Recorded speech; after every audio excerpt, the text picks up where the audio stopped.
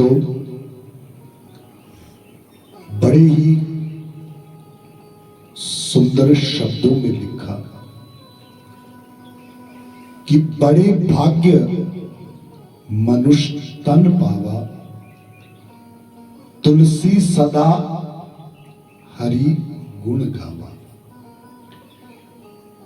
बड़े भाग्य से मनुष्य शरीर की प्राप्ति मनुष्य के लिए कही गई है।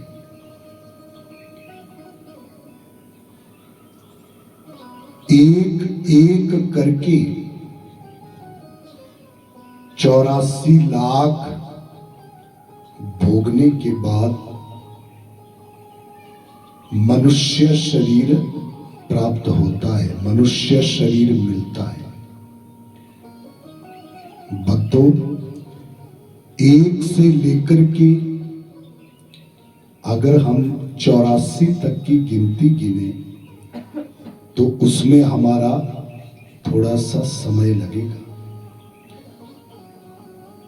एक से लेकर के अगर 84 लाख तक की केवल गिनती गिननी हो तो उसमें कितना समय लगेगा।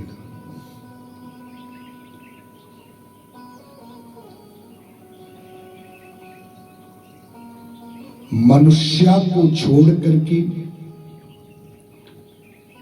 84 लाख और भी शरीर बताए गए, जिनमें जलचर जीव आते हैं जो जल में रहते हैं, वायुचर जीव आते हैं जो वायु में विचरण करते हैं, और भूमिगत जीव आते हैं जो भूमि पर रहते हैं। पर कुल मिलाकर के इनकी गिनती 84 लाख है। और भक्तों, मनुष्य शरीर को 84 लाख के अंतर्गत नहीं रखा जाता है, क्योंकि ये जितने भी 84 लाख शरीर है, किसी को भी 10 इंद्रियां प्राप्त नहीं है। किसी को 1 इंद्रिय मिली है, किसी को 2 इंद्रियां मिली है, किसी को 3 मिली है। एकमात्र मनुष्य है जिसे कि 10 इंद्रियों का स्वामी बनाया गया है। 5 कर्म इंद्रियां और 5 ज्ञान इंद्रियां।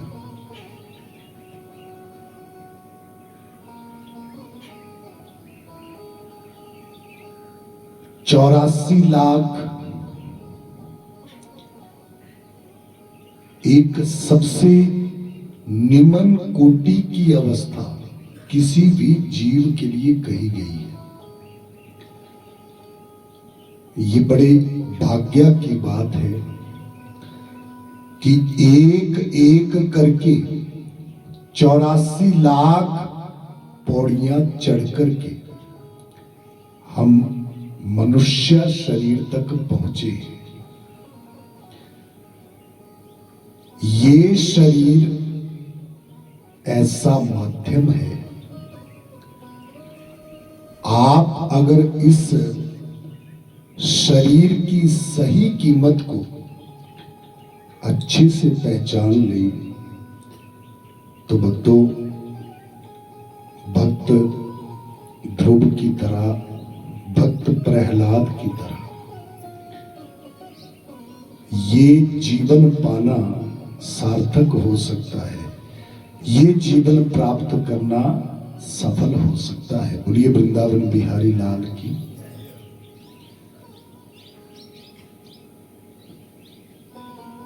चौरासी लाख शरीर, जिनमें मैं आपको केवल 2 उदाहरण बताता हूं। कहते हैं लाख नागा करोड़ का काम। एक सांप 100 वर्ष से पहले अपने लिए मृत्यु की इच्छा रखता है। क्यों? क्योंकि उसे पता है अगर उसकी आयु 100 वर्ष से ऊपर हो गई तो फिर उसकी आयु चली जाएगी लाखों वर्षों में। ब्रह्मा जी की ये जो रचना है, जो कलयुग चल रहा है, कुल मिलाकर के इस कलयुग की आयु भी 4,32,000 वर्ष लिखी गई है। और भक्तों, आप विश्वास नहीं करेंगे कि एक सर्प की आयु कलयुग से भी ज्यादा है। बोलिए वृंदावन बिहारी लाल की। इसका प्रत्यक्ष प्रमाण चंदन के समीप देखा जा सकता है। ऐसे ऐसे अजगर देखने को मिलेंगे जिनकी आयु का अंदाजा लगाना भी संभव नहीं है। ना जाने कितने लाखों वर्षों में आयु हो गई।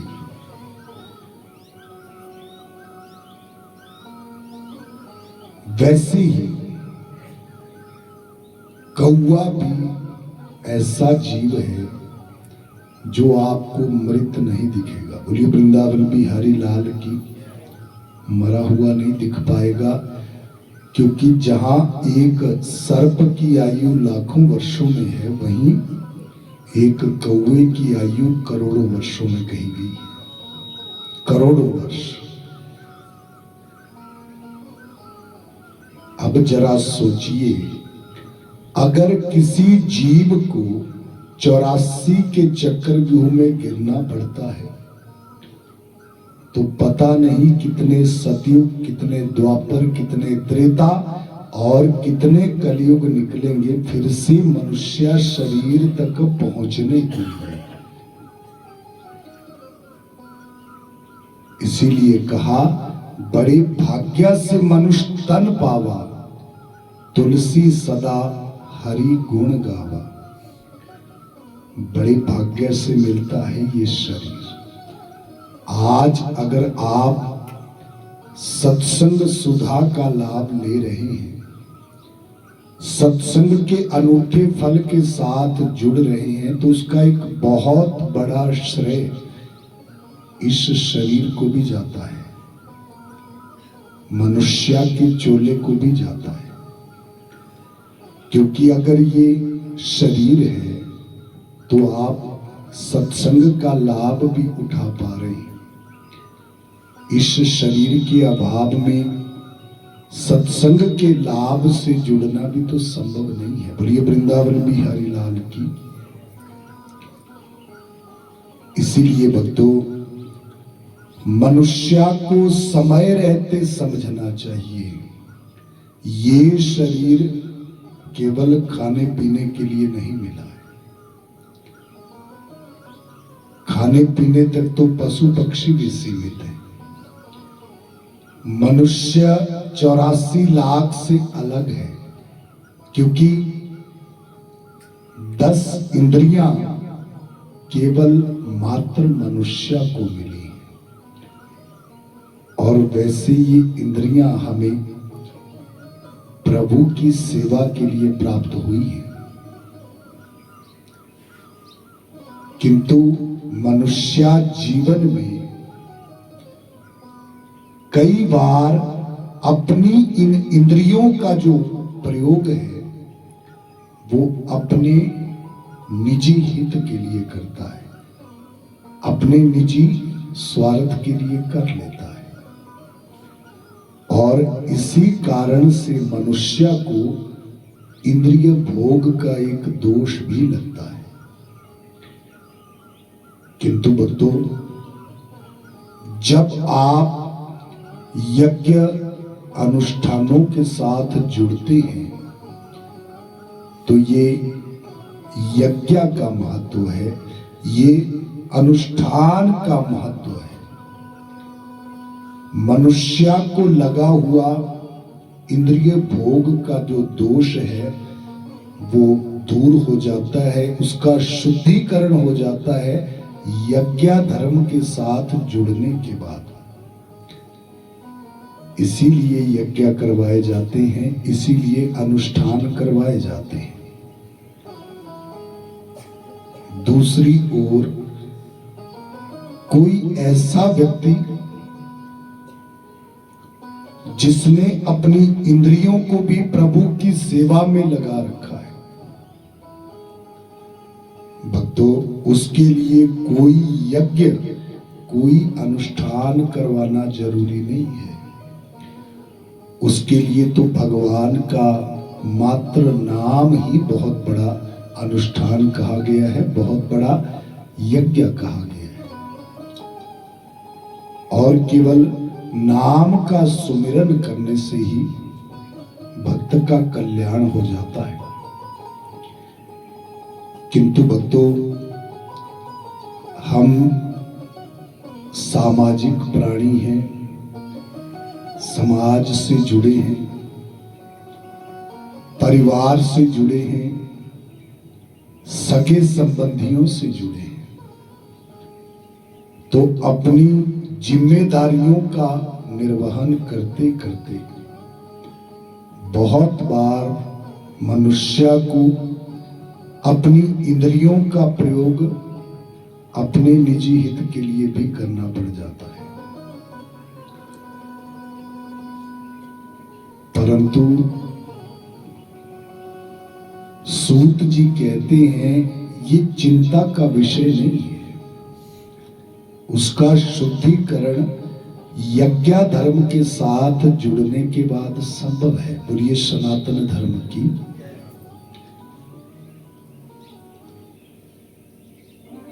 जहां तक श्री शिव महापुराण कथा की बात है भक्तों,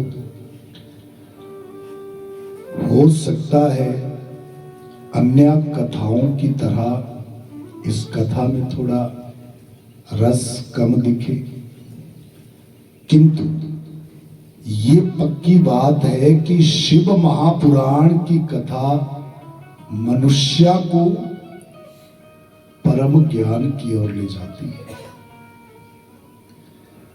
संसार की सत्यता से अवगत करवा करके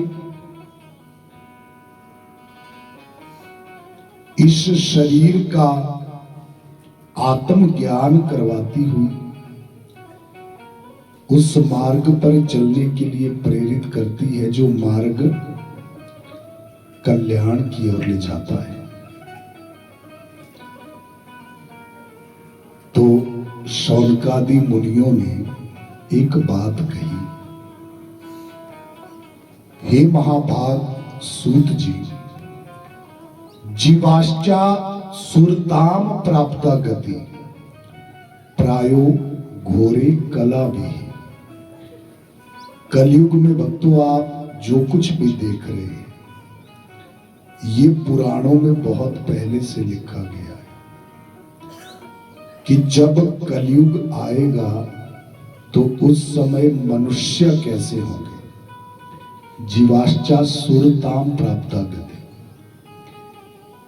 कलयुग में मनुष्यों का स्वभाव असुरों जैसा रहेगा, दैत्यों जैसा होगा। तस्या संशोधने किम विद्यते परमायण। हमारा मन बड़ा चिंतित है उनके लिए। वो सरल से सरल साधन बताने की कृपा करें जिसका लाभ मनुष्य उठा सके। सूत जी महाराज ने कहा, शौनकादि मुनियों, आपने ये बिल्कुल परम सत्य बात कही है, क्योंकि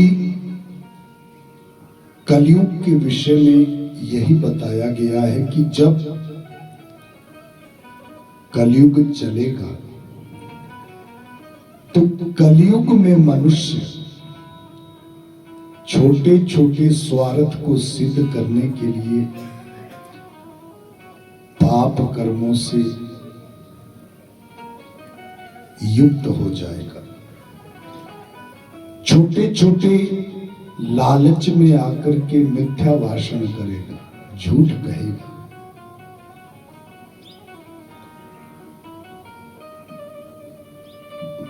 बड़े वृद्धों के मान सम्मान में कमी आएगी।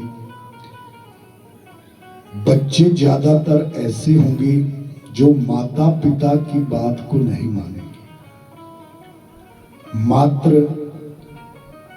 स्त्री की बात को प्रधानता देने वाले ज्यादा होंगे। अधिकतर कलयुगी मनुष्यों का समय दूसरों की बुराई में निकलेगा। बोलिए आनंद कंद भगवान की। और ये भी कलयुगी मनुष्य का स्वभाव रहेगा कि जब कलयुग में मनुष्य दूसरे के अवगुणों को देखने लगेगा, दूसरे की कमियों को देखने लगेगा, तो उसके दो नहीं बल्कि 1000 नेत्र हो जाएंगे। बोलिए आनंद कंद भगवान की।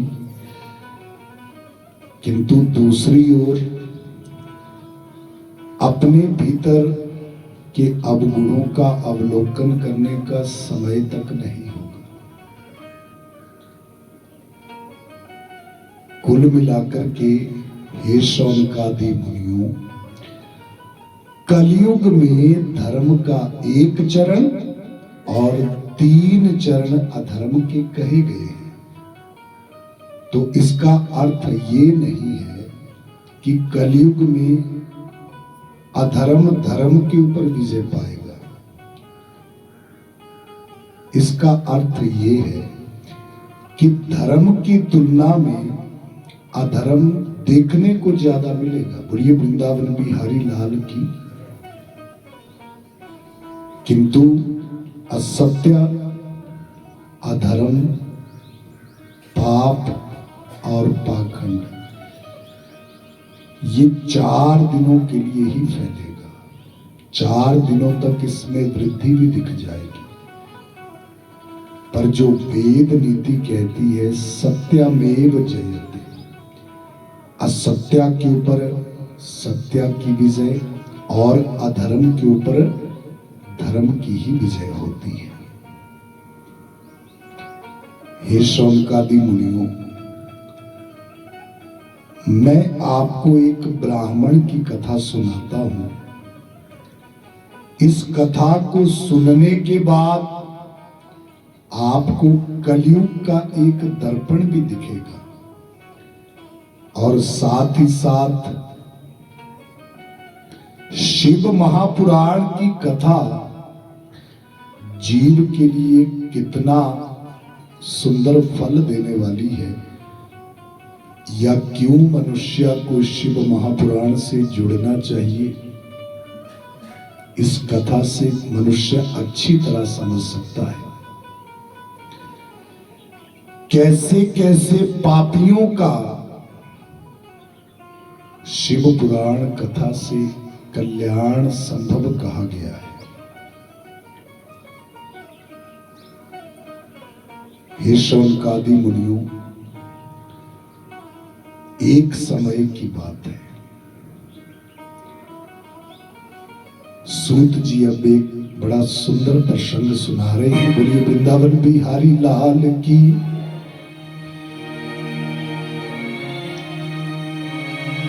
श्री सूत उवाच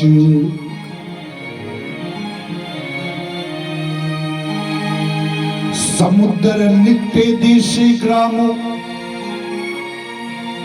समुद्र निकटे देशे ग्रामो, वाष्कल संज्ञा के वसंती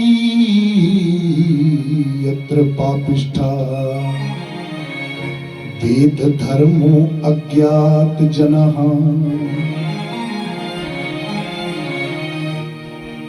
तत्रैको विदुंग नाम विप्र आसीन महात्मा, सह दुरात्मा महापापी स उदारो अपि कुमार्गः। बोलिए सच्चे दरबार की। हे शौनकादि मुनियों, समुद्र निकटे देशे ग्रामों बाष्कल संज्ञा के। समुद्र के समीप एक बाष्कल नामक ग्राम था। इस गांव में चारों वर्णों के लोग रहते थे।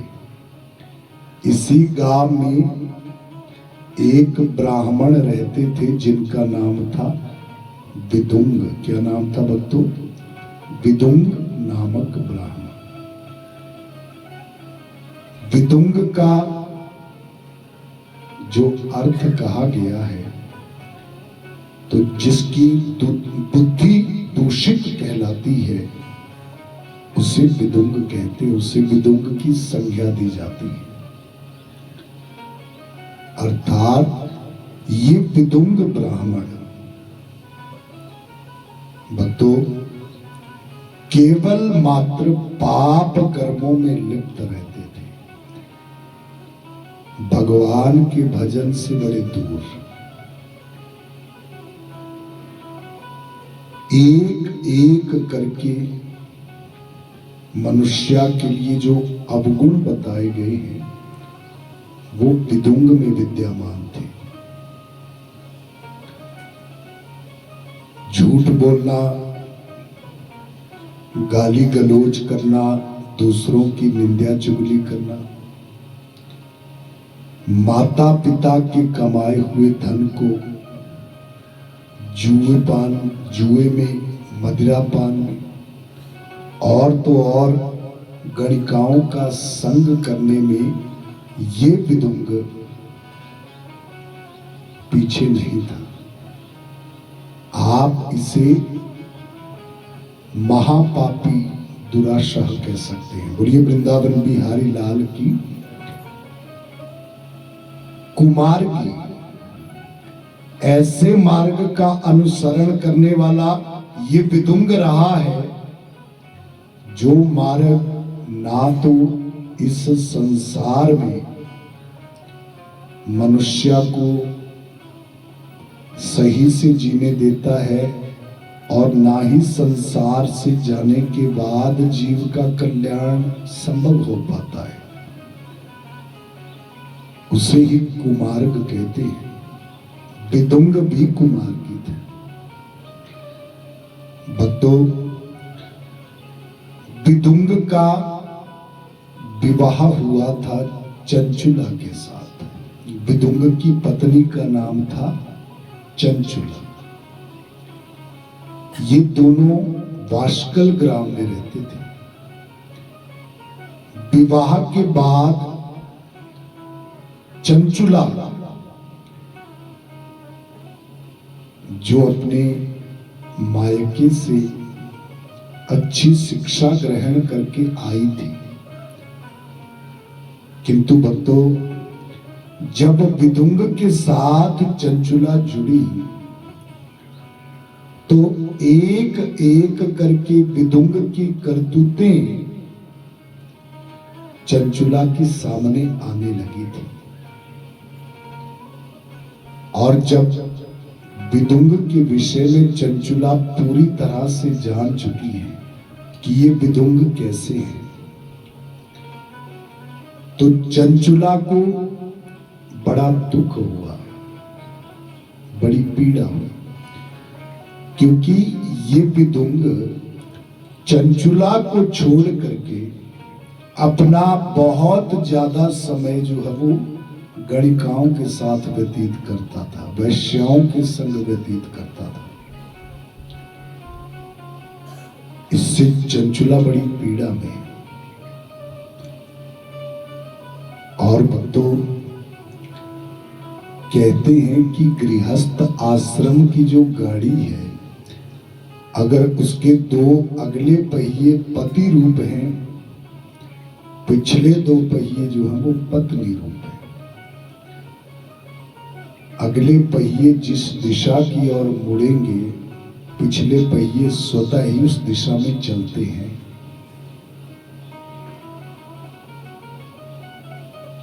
विदुंग कुमार्गी थे। विदुंग को देख करके भक्तों अब चंचुला भी कब तक अपने पतिव्रता धर्म पर स्थिर रह पाती। अपने पति के वियोग की पीड़ा में व्याकुल होकर के अब चंचुला ने भी विदुंग की ही भांति कुमार्गी होने का निर्णय ले लिया। अर्थात जब विदुंग चंचुला को छोड़ करके गणिकाओं के पास जाते थे तो उस समय चंचुला भी एक जार को बुलाया करती थी। बोलिए वृंदावन बिहारी लाल की। और एक जार के संग ये चंचुला भी प्रीत लगा करके बैठ गई। दोनों पति पत्नी अपने अपने धर्म से भ्रष्ट है। भक्तों कुछ दिनों तक तो ये बात विदुंग से छिपी रही, किंतु एक दिन अचानक विदुंग घर पहुंचे और विदुंग ने जो है वो अपनी पत्नी चंचुला को एक जार के साथ देख लिया था। अब जैसे ही अचानक विदुंग आए तो विदुंग को देखते ही वो जार वहां से पलायन कर गया, भाग गया था। भागा क्यों? क्योंकि छली था, कपटी था। विदुंग बड़े क्रोध में। चंचुला विदुंग की ओर देख रही थी तो विदुंग चंचुला के पास आए और बड़ी जोर से विदुंग ने चंचुला को एक तमाचा लगाया, चांटा लगाया। तो भक्तों जब चंचुला को विदुंग ने तमाचा मारा था तो अब चंचुला भी थोड़ा सा क्रोधित होकर के बिल्कुल निर्भय होकर के विदुंग से कहने लगी कि हे स्वामी, आप मुझे क्यों पीट रहे हैं? मुझे बताइए मेरा क्या दोष है?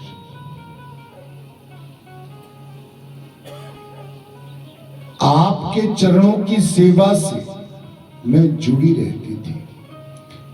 विवाह के उपरांत मैंने पूरा प्रयास किया, घर गृहस्थी का ध्यान रखूं, आपकी आज्ञा का भी पालन करूं, हर तरह से अपने धर्म को निभाने का प्रयास किया, किंतु आप अपनी तरफ भी तो देखो। मुझे छोड़ करके, मेरा त्याग करके आप गणिकाओं के पास जाते हैं, कई कई दिन गणिकाओं के संग रहते हैं। क्या कभी आपने मेरे विषय में चिंतन किया? आपके वियोग की पीड़ा मैं कैसे सह पाऊंगी? तो भक्तों इस पर विदुंग थोड़ा सा हंसे और कहने लगी, अरे चंचुला, तुझे क्या लग रहा है कि मैंने तुझे ये तमाचा क्यों मारा? मैंने तुम्हें ये तमाचा इसलिए नहीं मारा कि मैंने तुम्हें एक जार के साथ देखा है, बल्कि ये तमाचा मैंने तुझे इसलिए मारा कि अगर तुमने जार का संग करना ही है तो फिर उसे प्रसन्न करके कम से कम उससे कुछ धन भी ले। बोलिए वृंदावन बिहारी लाल की। वो धन मुझे दे, उस धन को मैं वैश्याओं को जाकर के दूंगा। तेरा भी हित निकलेगा, मेरा भी हित निकलेगा। बोलिए आनंद कंद भगवान की। ऐसा धूर्त बुद्धि का था ये विदुंग। और भक्तों, जब ये बात विदुंग ने चंचुला से कही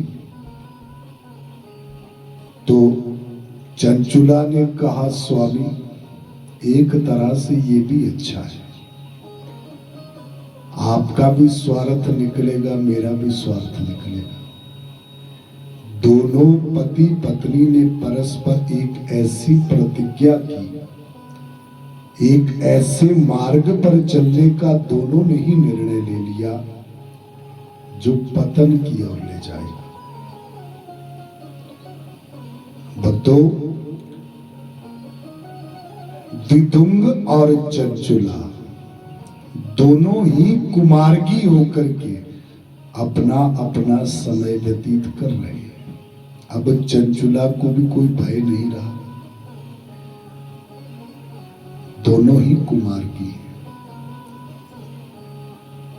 किंतु सूत जी महाराज कहते हैं, समय एक जैसा तो नहीं रहता है। समय बीता था और भक्तों, ये विदुंग एक गंभीर बीमारी का शिकार हुए। बीमारी ने घेर लिया तो उसी गंभीर बीमारी के चलते विदुंग की मृत्यु भी हो गई। विदुंग की मृत्यु हुई तो ये लगभग ऐसा समय चल चुका था जब चंचुला की भी चौथी अवस्था शुरू हो चुकी थी, वृद्धावस्था आरंभ हो चुकी थी। विदुंग की मृत्यु होने के बाद चंचुला अपनी सखियों के साथ वार्तालाप करते हुए जैसे कैसे अपना समय काट रही थी। तो एक दिन चंचुला की सखियों ने कहा कि हे सखी चंचुला, हम सभी सोच रही हैं कि बहुत लंबे समय से हम सब केवल घर में हैं, कहीं घूमने की इच्छा हो रही है, भ्रमण करने का मन हो रहा है, तेरा क्या कहना है? चंचुला ने कहा, बहुत अच्छा विचार है, बहुत लंबी अवधि से हम सब घर में ही, कहीं चलना चाहिए भ्रमण करने के लिए। चंचुला और उसकी सखियां भ्रमण करने के लिए चल पड़ी। भक्तों, बहुत स्थानों पर घूमी थी चंचुला अपनी सखियों के संग, पर अब घूमते घूमते संयोगवश चंचुला और उसकी सखियां एक ऐसे स्थान पर पहुंची जहां पर कि एक शिवालय तीर्थ था, एक बहुत बड़ा महादेव जी का मंदिर, बोलिए उमापति महादेव की। और ऊपर से संयोग देखिए कि उस मंदिर में यही शिव महापुराण की कथा भी चल रही थी। ब्राह्मण कथा कह रहे थे। चंचुला अपनी सखियों के साथ पीछे जहां स्थान मिला वहां पर बैठ गई। भक्तों, संयोगवश उस दिन जो कथा चली थी तो मुख्य जो विषय प्रसंग का था वो पतिव्रता धर्म पर था। ब्राह्मण कथा सुना रहे हैं। सबसे पहले तो सत्यावान और सावित्री की कथा ब्राह्मण ने कही, पतिव्रता धर्म की शक्ति को बताया। उसके बाद अब ब्राह्मण ने कथा को थोड़ा सा मोड़ा।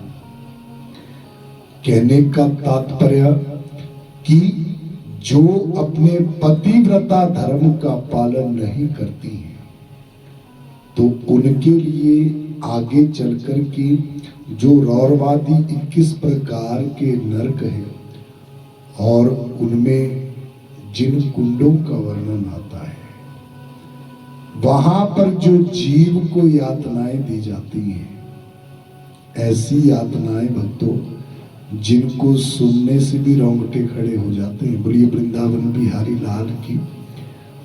गरुड़ पुराण में विस्तार से इनका वर्णन आता है।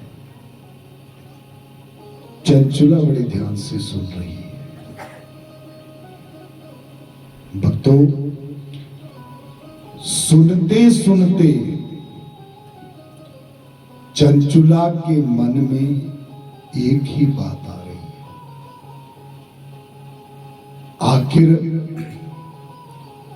मृत्यु के बाद मेरा क्या हाल होगा, मेरी क्या गति होगी। जो कुछ ब्राह्मण कह रहे हैं अगर ये सच है तो जब नरक कुंडों में मुझे पीड़ा दी जाएगी, यातनाएं दी जाएंगी, तो उस समय उन यातनाओं से छुटकारा कैसे मिल पाएगा।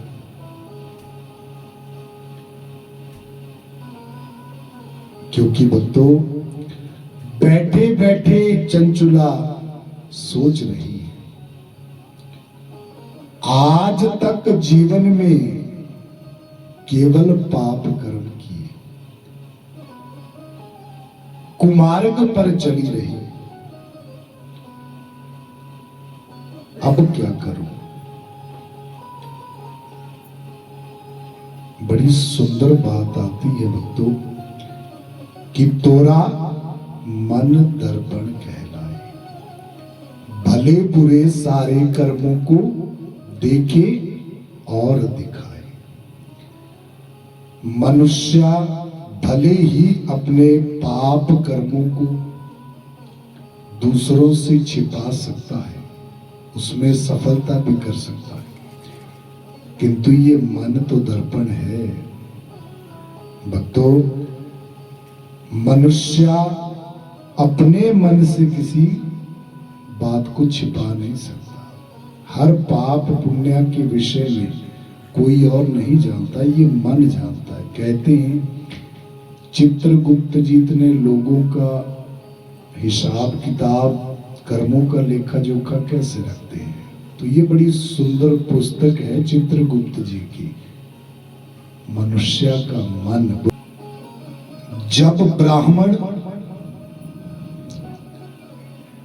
कथा को विश्राम देकर के अपने कक्ष की ओर गए थे तो चंचुला की सखियों ने कहा,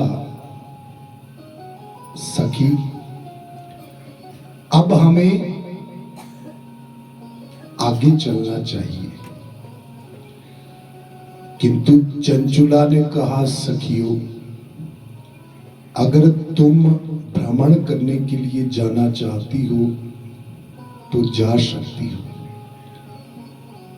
किंतु मेरा मन अभी कुछ समय यहीं पर व्यतीत करने का हो रहा है। चंचुला की सखियां वहां से आगे चली गई। भक्तों, चंचुला उठी और सीधे ब्राह्मण के कक्ष में पहुंची जो कथा कह रहे थे, और जाकर के ब्राह्मण के चरणों में गिर गई और कहने लगी कि हे गुरुदेव, कृपया मेरा कल्याण हो जाए, ऐसा कोई मार्ग बताइए। क्योंकि सच कहूं, जीवन पर्यंत आज तक केवल मैं पाप कर्मों में ही लिप्त रही हूं, और इतने अधिक पाप कर्म किए हैं जब आपके मुख से कथा को श्रवण किया तो आगे चलकर के जो मेरा हाल होने वाला है, जो मेरी दुर्गति होने वाली है, उसकी एक झलक मुझे आज ही दिख गई।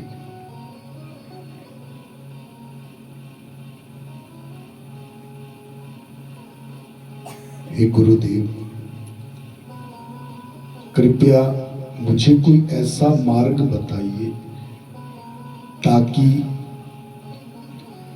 नरकों में मिलने वाली यातनाओं से मैं बच सकूं।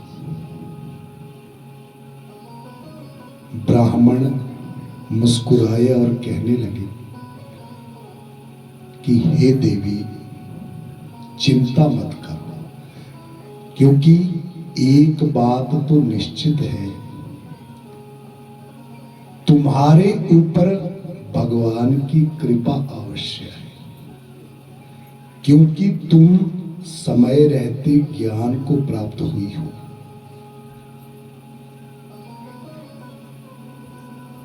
कुछ पाप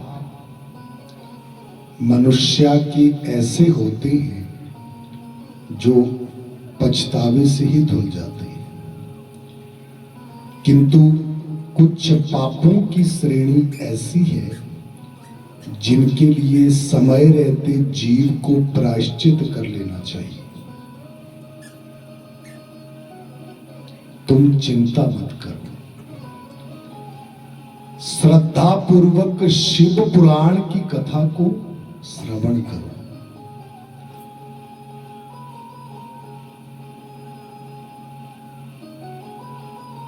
गले में रुद्राक्ष धारण करके और मस्तक पर त्रिपुंडक लगा करके अब जो जीवन की शेष अवधि है उसे महादेव जी के चरणों में लगाओ, अवश्य कल्याण होगा। भक्तों, चंचुला ने कहा, अब तो आप ही मेरे गुरु हैं और मैं आपकी शरण में हूं।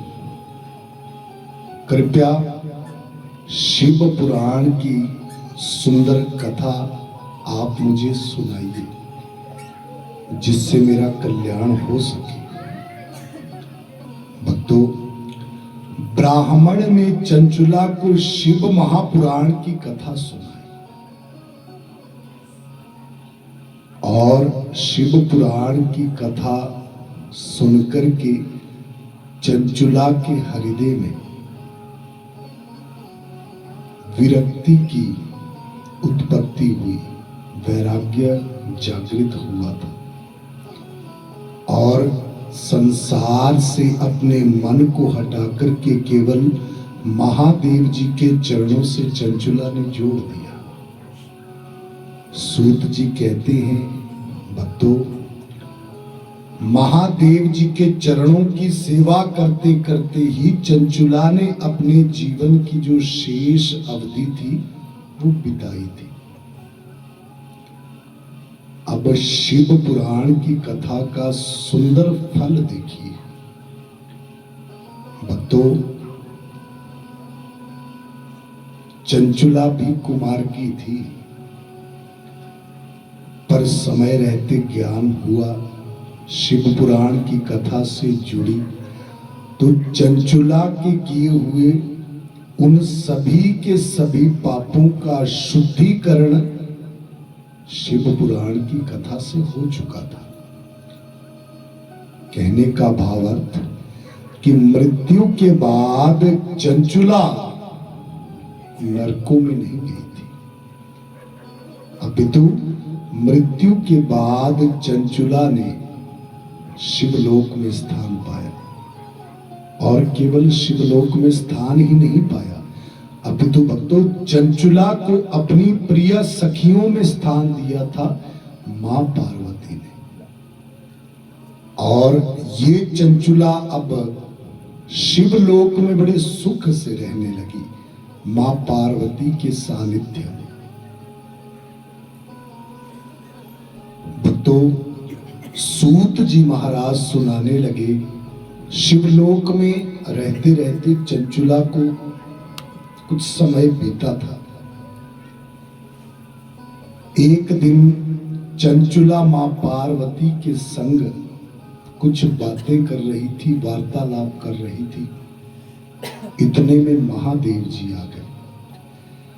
जैसे ही महादेव आए तो तुरंत पार्वती जी ने उठकर के महादेव जी का स्वागत किया था। महादेव जी के चरणों की सेवा जिस समय पार्वती कर रही थी तो अनायास चंचुला को अपने पति की याद आई, विदुंग का ध्यान आया। हम दोनों पति पत्नी कुमार्गी थे, मुझ पर तो शिव कृपा हो गई, किंतु मेरे पति के जीवन में तो ऐसा समय आया ही नहीं था।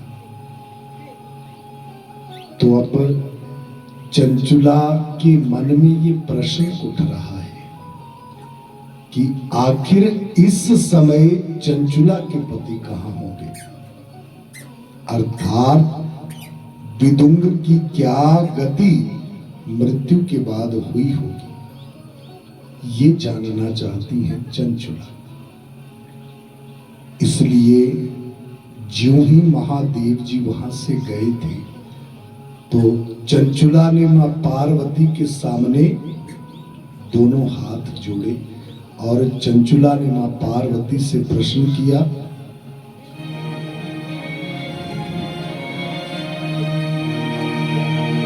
चंचुला उवाच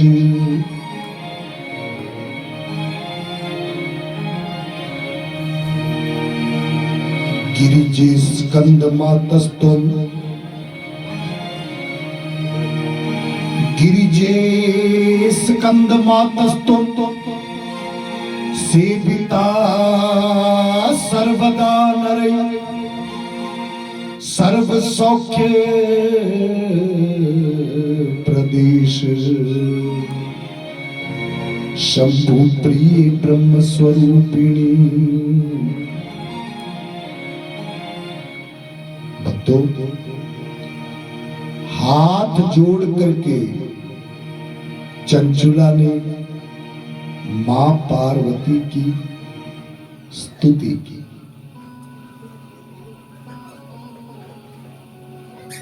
हे मातेश्वरी, आप सदैव नर और नारियों से सेवित हैं, पूजी जाती हैं। शंभू जी के हृदय में बसने वाली हे जगत जननी, मुझ पर कृपा करो और एक जिज्ञासा मेरी शांत करो। मम भर्ता धेनुकास्ते नैव जाना मित गतितम। हे मातेश्वरी, मैं और मेरे पति विदुंग हम दोनों ही कुमार्गी थे। ऐसी प्रतिज्ञा हम दोनों ने ले रखी थी कि सारा का सारा जीवन कुमार्ग में ही व्यतीत कर दिया। मुझ पर तो महादेव जी की कृपा हो गई, किंतु मेरे जो भर्ता, जो मेरे पति विदुंग थे, उनके जीवन में ऐसा समय नहीं आ पाया। मैं जानना चाहती हूं इस समय मेरे स्वामी कहां है, विदुंग कहां है। तो मां पार्वती विदुंग के साथ क्या हुआ है ये चंचुला को बताने लगी।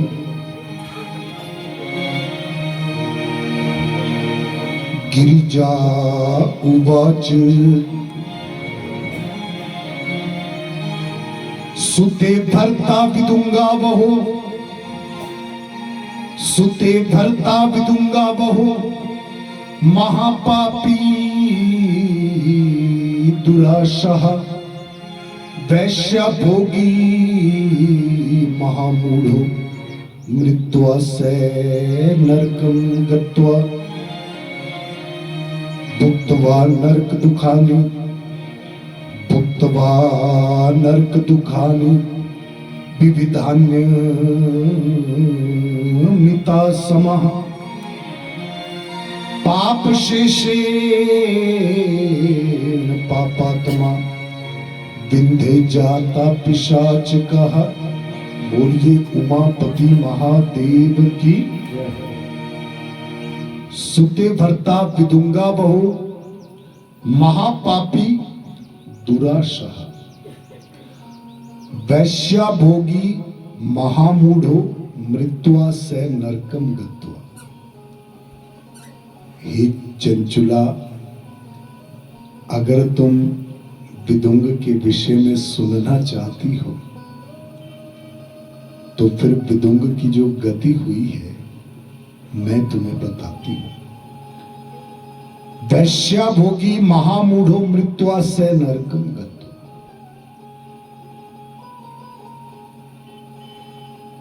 वो महामूढ़ विदुंग मृत्यु के बाद पहले तो घोर नरकों में गए। भुक्त्वा नरक दुखानी विविधान्य च। और नरकों में विदुंग को अलग अलग तरह की यातनाएं उसके कर्मों के अनुसार दी गई। अब कर्म केवल पाप थे तो पीड़ा बहुत अधिक सहनी पड़ी थी विदुंग को,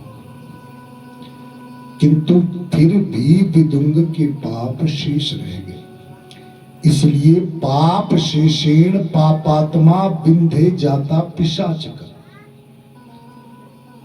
अभी तक भी अपने शेष पापों का फल विदुंग भोग रहा है विंध्याचल पर्वत पर एक पिशाच बनकर के। पिशाच माने जीव को वायु रूप शरीर की प्राप्ति होना। ऐसा शरीर भक्तों जिसमें भूख प्यास सर्दी गर्मी हमारे आपके जैसे ही लगती है, पर विवशता इतनी होती है कि सामने जल पड़ा होता है उसे उठाया नहीं जा सकता, सामने भोजन होता है उसे ग्रहण नहीं कर सकते, क्योंकि शरीर ही वायु रूप होता है। तो वो विदुंग इस समय विंध्याचल पर्वत पर पिशाच बनकर के ये कष्ट उठा रहा है। चंचुला ने जब विदुंग की गति को सुना था, चंचुला के नेत्र भर आए, रो पड़ी विदुंग के लिए। हे मातेश्वरी, आप तो कृपा की समुद्र है। जैसे मैं महादेव की कृपा का पात्र बन गई, हे जगत जननी, कोई ऐसा उपाय करिए, कोई ऐसा यत्न करिए जिससे विदुंग का भी कल्याण हो सके। तो मां पार्वती ने कहा, हे चंचुला, जिस शिव कथा से तुम्हारा उद्धार हुआ है, तुम्हारा कल्याण हुआ है, उसी शिव कथा से विदुंग का भी कल्याण संभव है।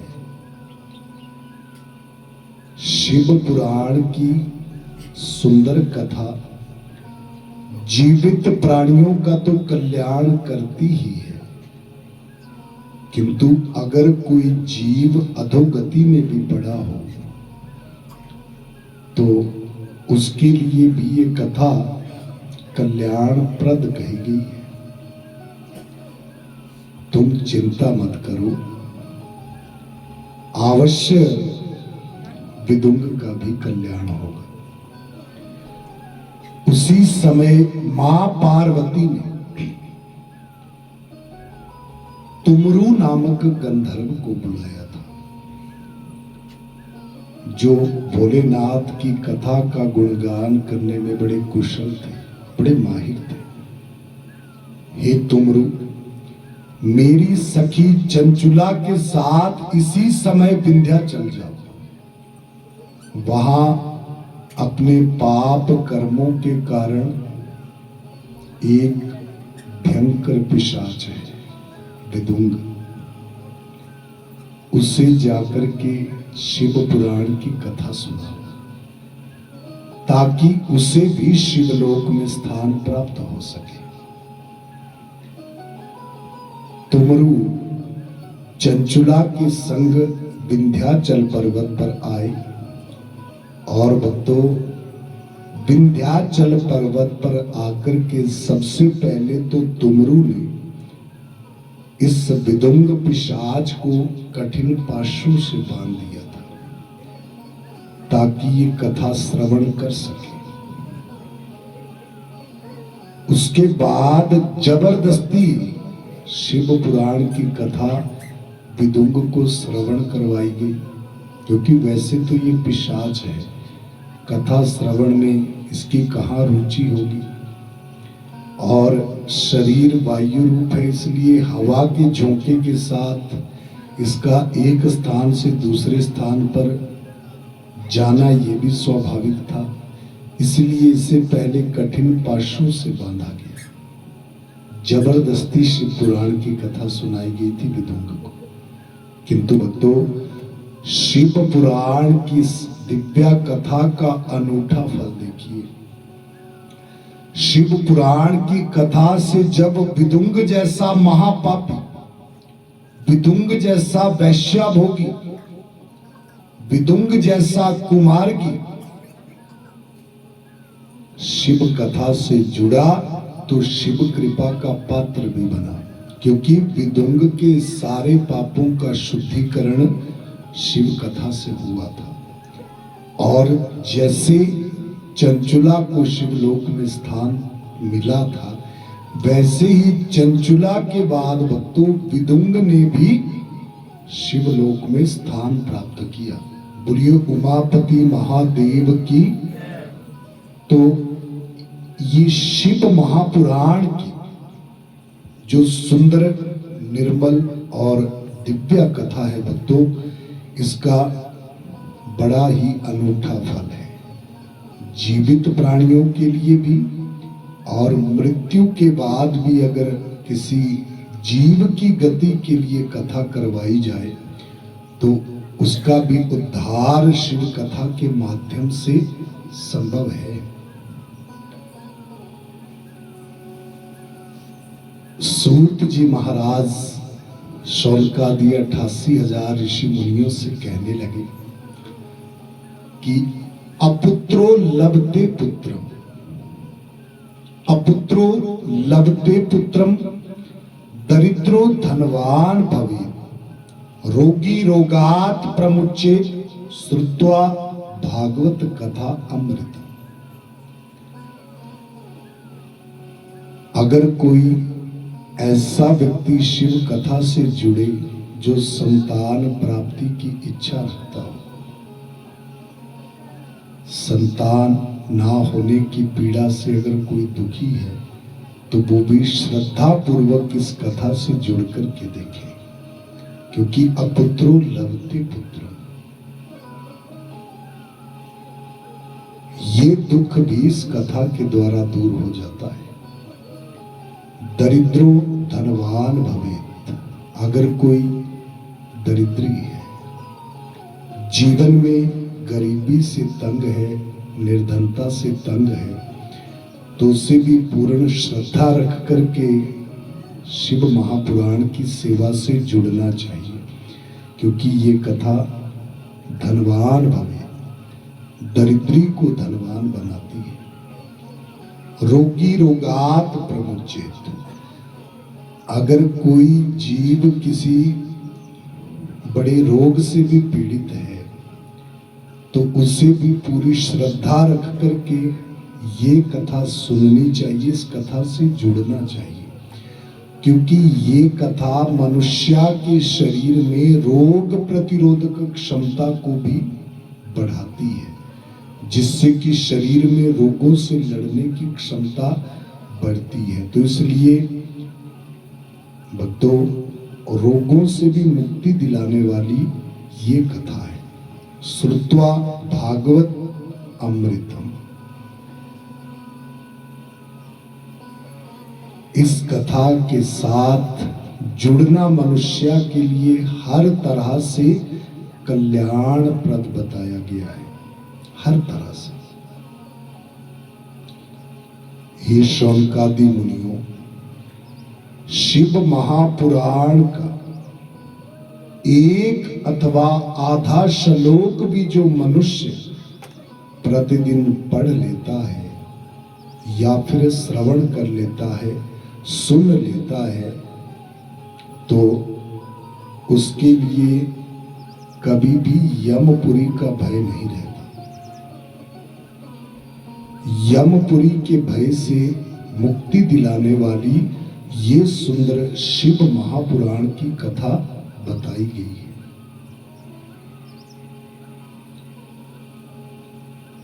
विदुंग और चंचुला की कथा ये हमारे लिए बड़ी सुंदर शिक्षा देती है। भक्तों, कलयुग में ऐसे विदुंग जगह जगह देखने को मिलेंगे। ये किसी एक विशेष विदुंग की कथा नहीं है, कलयुग का एक दर्पण था। किंतु उन सभी के लिए इस कथा के द्वारा हमें शिक्षा मिलती है कि विदुंग जैसा कुमार्गी भी शिव पुराण की कृपा से पार लग सकता है। इस संसार का ऐसा कोई मनुष्य नहीं है जिससे पाप कर्म नहीं होते। भक्तों, कुछ पाप मनुष्य जानबूझ करके करता है और कुछ पाप अज्ञानता के कारण भी हो जाते हैं, अनजाने में भी हो जाते हैं। पर शिव पुराण की कथा जाने अनजाने में किए हुए पापों का शुद्धिकरण करती है और हमें शिव कृपा का पात्र बनाती है। तो इस कथा को साधारण मत समझिएगा, बड़ा ही सुंदर अनूठा फल शिव पुराण का मनुष्य के लिए बताया गया है। बस बात वही है कि पूर्ण श्रद्धा रख करके महादेव जी के चरणों से जुड़ने का प्रयास करें। शिव महापुराण में जो जो शिक्षाएं हमें दी गई हैं, उन शिक्षाओं को अपने आचरण में लाने का भी हमें प्रयास करना चाहिए। तो अवश्य में जो है वो मनुष्य शिव कृपा का पात्र बनता है। बोलिए उमापति महा